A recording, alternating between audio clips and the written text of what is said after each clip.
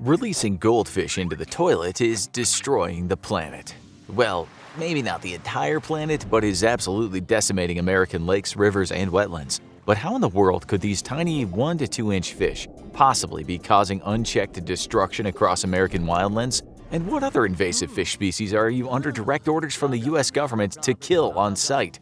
In Burnsville, Wisconsin, local residents were complaining of a goldfish infestation in one of their favorite lakes. Known for its abundant fishing, catches in the last few years have been steadily decreasing in frequency and size, and residents thought they knew the culprit: goldfish. Wildlife officials know well the dangers of releasing goldfish into American waterways, but what they found in Burnsville would shock them to their core.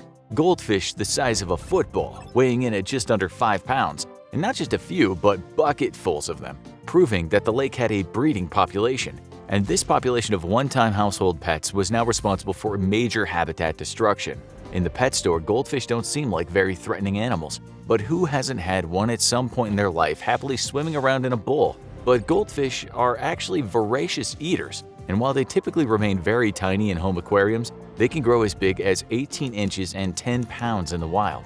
The reason why they stay so small in a home aquarium is actually quite depressing. Most fish are indeterminate growers, meaning they'll continue growing until the day they die. The more successful a predator fish is, the longer it'll live and the bigger it'll get, which is why there might just be some element of truth to even the most outlandish fish tales you've heard. However, when kept in poor conditions, fish growth will become stunted, including goldfish. A home aquarium, unless specifically suited for the healthy growth of goldfish, is actually a terrible home for these quickly growing fish. Aquariums typically suffer from very bad water quality. The water may look crystal clear to you, but that doesn't mean it has everything a fish needs to be healthy.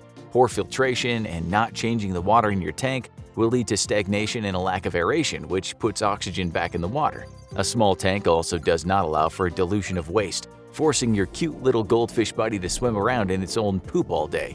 A lack of the right kinds of bacteria also make it impossible to keep water quality levels healthy enough for a goldfish to thrive.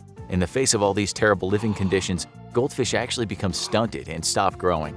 The old myth that a goldfish only grows as big as its enclosure is false. A goldfish only grows as large as its enclosure allows for healthy water. At one point, the goldfish becomes stunted, leading to physical deformities. All this time, you thought little Nemo was perfectly happy swimming around the tiny castle at the bottom of his fishbowl next to your bed, but in reality, you've turned Nemo into a Quasimodo who's so physically deformed he'll die very young if he doesn't try to commit goldfish suicide first. Goldfish are commonly reported leaping out of their bowls, and some researchers believe this is due to a desperate attempt to find healthier living conditions. We here at the Infographics Show know better. Your goldfish is just trying to end its horrible existence. Don't believe us? In the wild, goldfish can live up to 30 years, while a goldfish kept in a home aquarium can only live 2 to 3 miserable years. In the right conditions, like an American lake or river, goldfish can live for several decades, and the entire time that they're living, they continue to grow until becoming potential 10-pound monsters. While many people believe goldfish are herbivores, they're actually omnivores and eat both plant and animal material. And this is what makes them so devastating to American waters. Goldfish often hunt out and eat other fish's eggs, as well as any fish smaller than them. This has both a devastating effect on both the eggs and fry of Native American fish, who also have to deal with native predators. Once a goldfish reaches a certain size, it has few if any natural predators in an American lake, and coupled with a lifespan of up to 3 decades, this can mean disaster for native species. But the goldfish isn't just devouring red-blooded American fish, it's also destroying plant life critical for the health of our waterways. Due to their bottom-feeding habits, goldfish uproot plants and stir up sediment, leading to algal blooms and an adverse impact on the oxygen content of the water. As more plants are destroyed, water becomes less filtrated, leading to a drop in water quality, but the lack of plants leads to an explosion in algae, which can block out sunlight for other underwater plants and also sucks the oxygen out of the water. And that's no problem for the goldfish though, because goldfish can hold their breath for months at a time. Well, not exactly, but goldfish can live without oxygen for an entire winter. That's because they've evolved a specific set of enzymes that allows them to convert carbohydrates without oxygen. Humans can also do this, but it very quickly leads to a toxic buildup of lactic acid, which is fatal. Goldfish, however, convert carbohydrates into alcohol, which they then release through their gills. This adaptation helps explain how goldfish survive even in brutal North American winters, with their adopted home waters freezing over for months at a time. But thanks to the interconnected nature of American waterways, one goldfish infestation can quickly turn into a regional infestation as goldfish reproduce out of control. In Minnesota, the goldfish are working their way through city storm water ponds and into lakes and streams and continuing to spread to other connected bodies of water. But just how bad can letting a few goldfish loose really be?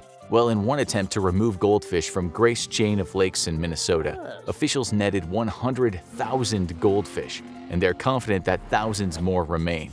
The bad news is that there is no easy solution for removing goldfish once they've infested a waterway, and any methods that remove goldfish can also harm native species. The latest attempt includes the release of 24 northern pike into the area in hopes that they'll feast on the abundant goldfish population. While goldfish are a serious problem to American waterways, another invasive species is so devastating that every American citizen has orders from the government to kill them on sight. They can grow to over 3 feet in length. The females can lay 50,000 eggs at a time. They eat anything smaller than them that gets in their way. They can breathe air while they crawl across the land to invade new habitats. It's the snakehead fish, native to Africa and Asia, and now slowly but steadily moving across the United States and leaving devastation in its wake. And we don't just mean swimming either. Snakeheads have the special adaptation to breathe air and can even wriggle across land to invade a new body of water. They've been known to survive up to 4 days out of water and move 400 meters by wriggling their fins and body. And if that wasn't bad enough, they also mate as much as 5 times a year, with females producing up to 250,000 eggs every single year. And one of the largest snakeheads was caught right here in the United States. What's more devastating about the snakehead is the fact that it has no natural predators, which automatically makes it an apex predator in any body of water it invades. As juveniles, about the only time snakeheads are vulnerable to American predatory fish, a snakehead will feast on zooplankton, insect larvae, and eventually fry of other fish. Once they become mature, a snakehead will eat literally anything smaller than it, from other fish to birds and even small mammals. As if an apex predator that can crawl across land to new waters wasn't bad enough, not only do snakeheads lay 250,000 eggs every year, they actually viciously protect those eggs. Most Native American fish leave their fry to grow up on their own. However, snakeheads have very strong protective instincts. Snakehead fry will hatch within 24 to 48 hours of their eggs being laid, and then the younger cluster together. Dad and mom snakehead will then patrol the waters around their nest, chasing off any would-be predators. They'll protect their young for up to 4 weeks when the young fish are finally fully developed and able to fend for themselves. The fact that the parents protect their young during the only time in their life cycle they're truly vulnerable only makes snakeheads that much of a bigger threat to native fish. Not as widespread as invasive goldfish, snakeheads for the most part are currently limited to the eastern US, though sightings of this fearsome predator have recently popped up in California. Snakeheads are believed to also inhabit Delaware, Florida, Georgia, Hawaii, Maine, Maryland, Massachusetts, Virginia, Rhode Island, and New York. While Fish and Game authorities continue to battle the spread of the snakehead, they have conceded defeat in the Potomac River, where a population of 21,000 individuals was recorded in just one 120-mile stretch. This is likely a sign of things to come, and the snakehead has firmly established its first foothold in America. Currently, every U.S. citizen is under orders from the government to immediately kill any snakehead they catch. Fish and Game authorities recommend that if you catch a snakehead, you don't throw it onto the bank, as the fish could easily wriggle away and back into the water. Also, it might slip between rocks, where it can survive for days by breathing oxygen. Instead, decapitate the fish or ideally throw it into a cooler, thus lowering its body temperature and killing it. Then take a photograph of the fish and contact your local Fish and Game agency. Now, before you leave the lake, wade into the water holding the decapitated body of the snakehead while painting your face with its blood. A clear warning to other snakeheads watching from the waters below that Americans will fight for every inch of water against these foreign invaders. It's not exactly known how snakeheads entered our local waterways, while goldfish were very likely released by pet owners dissatisfied with their lame choice of fish as a pet. Snakeheads could have been introduced into the U.S. in a number of ways. The snakehead can't tolerate much salinity, so it's known they didn't simply migrate here from across the sea. They are a known food stock, with snakeheads raised in captivity in Africa and Asia for food, so it's believed some people might have attempted to breed the fish here in the U.S. to use as a food stock. Due to flooding, poor management, or just the snakehead's ability to walk across land to other bodies of water, these food stock fish eventually got loose and into our waters. Prior to 2002, though, snakeheads were also sold in pet stores and live fish markets. Growing too large for its tank, the owner might have dumped his snakehead into a local waterway, thinking he was doing the humane thing. A fish from a live fish market could also have easily escaped, or simply been tossed out after not being sold. Even more strangely, though, it's believed that some snakeheads were introduced by a religious ritual practiced by some cultures known as prayer animal release. This practice involves buying an animal and then setting it free, in hopes of earning favor with some deity. However snakeheads got into American waterways, it's clear that action needs to be taken now before they decimate native fish populations and cause irrevocable harm. Now continue learning about man's war on fish with Why is Caviar So Expensive? Or click this other video instead.